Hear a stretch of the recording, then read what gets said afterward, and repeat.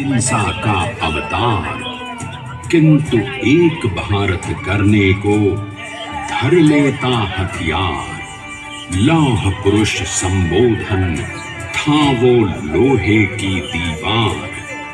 तेज पुंज तुम, शक्ति पीठ तुम, बल का सागर अपरंपार। ऋणी देश का नम्र नमन तुम स्वीकारो। अंग्रेजों को ललकारने वाले पहले स्वतंत्रता संग्राम के एक सक्रिय सिपाही थे झवेर भाई पटेल।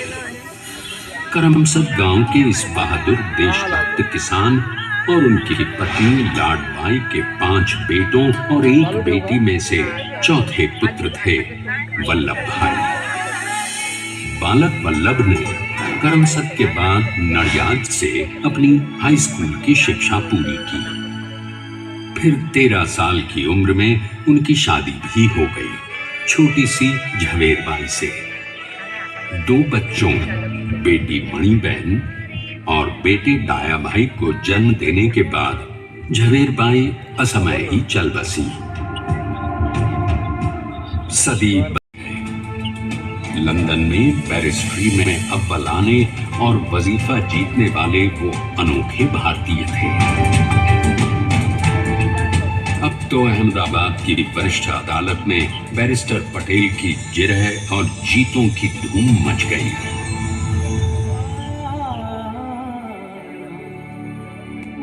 तभी एक युग पुरुष ने वल्लभ भाई के जीवन की धारा ही बदल दी।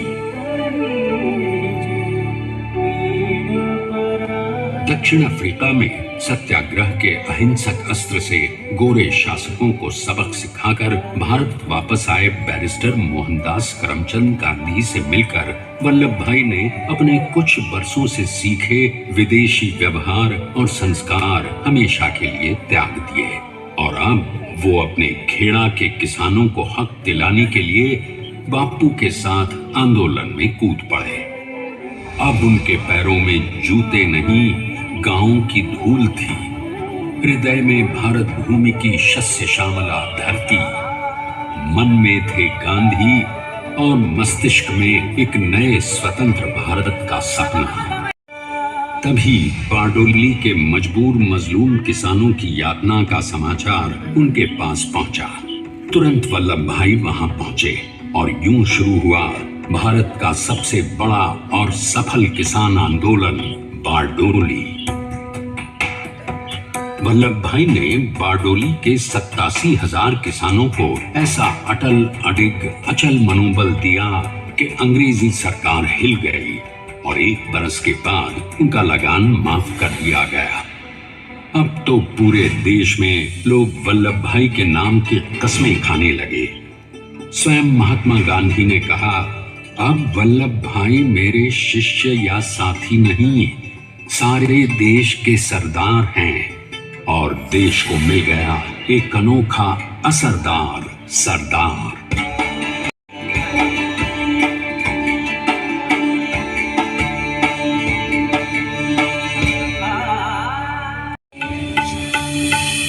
इसकी पहली रणनीति थी भारत को अंग्रेजों की गुलामी से आजादी, ताकि भारत के लोगों की अपनी सरकार सबके साथ और सबके विकास के लिए काम कर सके। बापू की अगुवाई में अब देश ने अंग्रेजों को अंतिम चेतावनी दे दी, करेंगे या मरेंगे, क्विट इंडिया, अंग्रेजों भारत छोड़ो। बस फिर क्या था, संघर्ष की रणभेरी बजी। 3 सालों के लिए सरदार पटेल को भी सत्याग्रही नेताओं के साथ जेल में ठूंस दिया गया। 2 सालों के बाद अंग्रेजों को बापू के सभी शिष्यों और साथियों को छोड़ना पड़ा।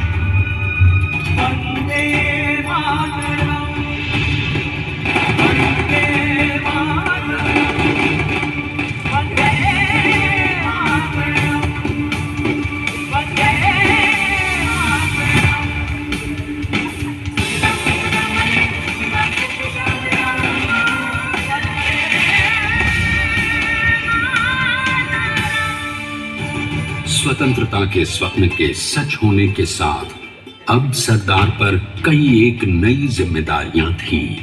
आने वाली आजादी की तैयारी और एक नए भारत के लिए नए लोकतांत्रिक संविधान की संरचना। जैसा उनके साथी ने खुद कहा था, सरदार ने ही छेनी हथौड़ी लेकर एक नए भारत को उकेरा है। स्वाधीनता तो प्राप्त हुई, लेकिन खंडित भारत में भी उठते विभाजनवादी अंधकार को अभी दूर करना था।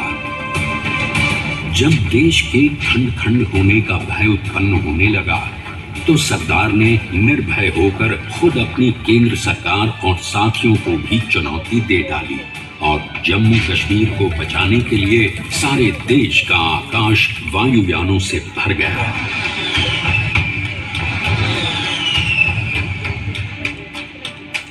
और फिर हैदराबाद और जूनागढ़ के भारत में विलयीकरण को पाकिस्तान से चुनौती मिली। सरदार चाहते थे कि देश की 1 इंच धरती अब और विभाजित नहीं होनी चाहिए। नए भारत को एक करने के लिए समझा बुझाकर मनाकर 565 रियासतों को सरदार ने अपनी सूझबूझ सदाशयता संबल से एक नए स्वतंत्र भारत का अभिन्न अंग बना लिया। हमारे इतिहास में अखंड भारत के पुरुषार्थ का ये एक महानतम अध्याय है। इन भारत को समर्थ भारत में बदलने वाले सरदार पटेल को समर्पित प्रेरणा तीर्थ भी है।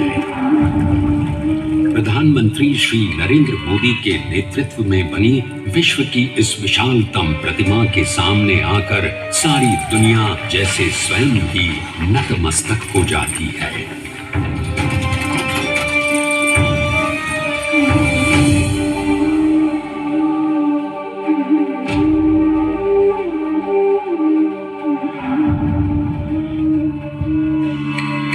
देश को बना गया वो अमित अटल,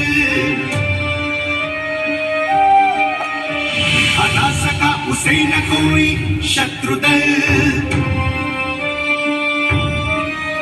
चट्टान के समान सा पुरुष प्रबल, पटेल तो स्वदेश का सम्मान है, पटेल तो स्वदेश का सम्मान है, पटेल तो स्वदेश का सम्मान है, पटेल तो स्वदेश का सम्मान है।